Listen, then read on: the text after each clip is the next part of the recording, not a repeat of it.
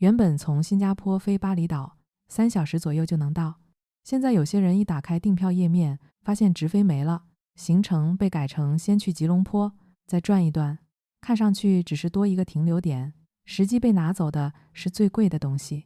时间对很多在新加坡上班的人来说，周五晚上出发，周日回来，本来还能拼出一个完整周末，直飞一旦变中转，路上多出来的几小时足够把一次短途放松变成一场赶路。更值得看的是，这不是单纯少了一趟航班，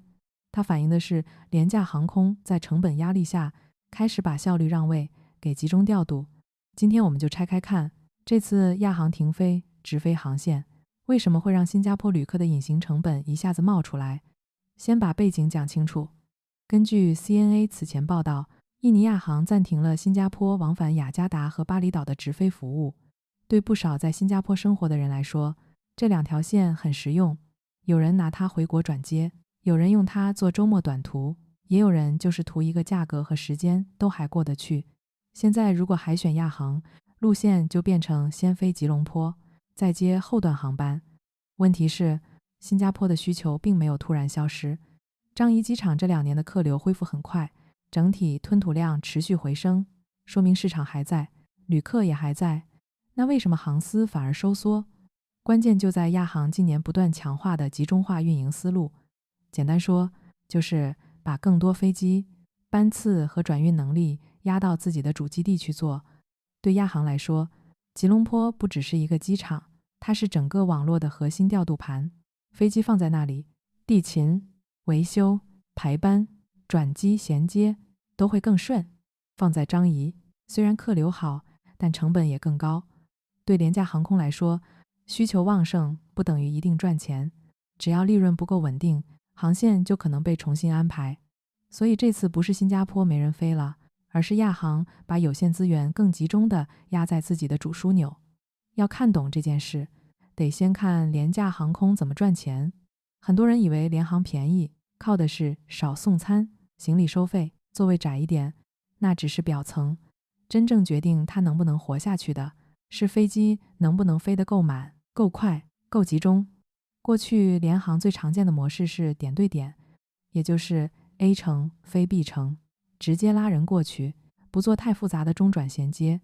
这个模式的好处是简单，旅客也喜欢，省时间。但它有一个前提，每一条直飞线都要有足够稳定的客流，才能把飞机坐满，把成本摊薄。一旦燃油、人工、维修、机场收费一起往上走，边缘航线就会先吃不消。新加坡的问题不在需求弱，而在整体运营门槛高。樟宜机场效率很强，服务也好，但高效率背后一定有成本。航司在这里起降、停场、使用地勤资源，账不会低。对全服务航空公司来说，这些成本可以用更高票价和更完整的商务客群去覆盖。对联航来说就没那么容易，它卖的就是低价，利润空间本来就薄。只要某条直飞线的上座率稍微不稳，或者票价压不动成本，这条线就会变得很难做。这时候枢纽模式的优势就出来了，把来自新加坡、曼谷、普吉或者其他城市的客流先集中到吉隆坡，再统一送去雅加达、巴厘岛这些目的地，单段航班更容易坐满，飞机在主基地运作，排班更集中，备件、维修、机组调度也更省。对亚航这种本来就把吉隆坡当核心基地的公司来说，这种做法很自然。它牺牲的是一部分旅客的直飞体验，换来的是整张航线网络更稳定的利润。说的直接一点，直飞变中转，不是航司突然不重视新加坡旅客了，而是他在高成本环境里把旅客的时间重新算进了自己的生存公式。这件事最现实的影响不在航空业报表上，而在每个普通人的日程表里。尤其是在新加坡上班的人，对时间本来就很敏感。年假不算宽裕，很多人的休息方式就是把周末和公共假期拼起来，去周边国家透口气。以前选直飞，周五下班去机场，晚上还能到酒店，周六、周日基本是完整的。现在如果改成中转，账就完全不一样了。表面上票价可能还算便宜，但你要先提早到机场，飞一段，再等一段，再飞一段，只要中间衔接不够顺，总行程很容易拉到5、6个小时，甚至更久。对2天1夜或者3天2夜的短行程来说，这不是小损耗，这是直接压缩可用假期。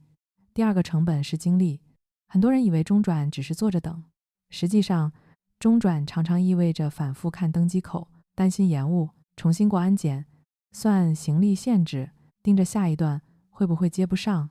你到了目的地，不是开始休息，而是先恢复体力，尤其带小孩、带老人或者本来工作就很累的人，这种差别会很明显。第三个成本是看不见但最后一定会付的钱，比如候机时的餐饮，转机时更长的机场停留，甚至为了降低误机风险而提前更多时间出门。再往后看，还有替代成本，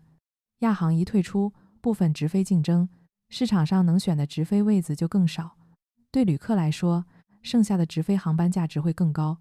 你可以转去买别家，但价格通常不会像竞争最激烈的时候那么压得下来。也就是说，你现在面对的不是一个简单选择题，不是直飞和中转谁方便，而是要在更贵的直飞和更累的中转之间2选1。对新加坡工薪阶层、外籍员工，还有经常往返区域城市的人来说，这会慢慢抬高出行门槛。票面价格也许没涨很多，但真正被推高的是出门一次的总成本。那接下来很多人会担心，亚航把直飞收走，是不是说明张仪的枢纽地位在变弱？这个判断要谨慎。更准确的说法是，东南亚航空市场正在分层，不同机场在承接不同类型的客流。吉隆坡的优势是更适合做极致成本导向的集中转运，对联航来说，这种环境很有吸引力。新加坡的优势则不是最低成本，而是高效率、稳定衔接、较强的国际网络，以及对时间更敏感旅客的吸引力。张仪一直都不是单纯靠便宜取胜，他卖的是可靠和效率。对商务客、家庭客、转机客，还有很多把时间看得比几十块票差更重要的人来说，这个价值依然成立。再看本地市场，新加坡也不是完全没有防守力量。库航本身就是以张仪为核心运营的联航品牌，很多区域直飞线仍然由他承担。过去长期在新加坡经营的捷星亚洲，也一直把张仪当作主要基地之一。虽然各家航司都会根据市场调整网络，但新加坡并没有失去建立直飞网络的能力。真正发生变化的是，哪些航司愿意为张仪的成本结构买单，哪些航司更愿意把旅客拉去别的地方中转。所以这次更像一次重组，不像一次失守。吉隆坡承接更大规模、更低成本的中转流量，新加坡则继续稳住高效率和高价值的直飞需求。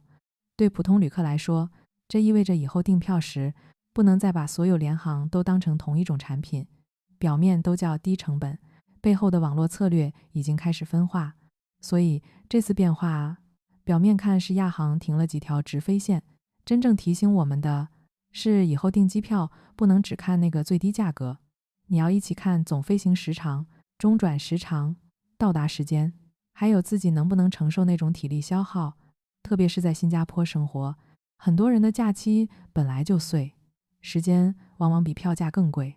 如果你接下来正准备去巴厘岛、雅加达或者其他周边城市，建议先把直飞和中转都摊开算一遍，再决定哪种更适合自己。你会为了省钱接受中转，还是更愿意多花一点，换回完整周末？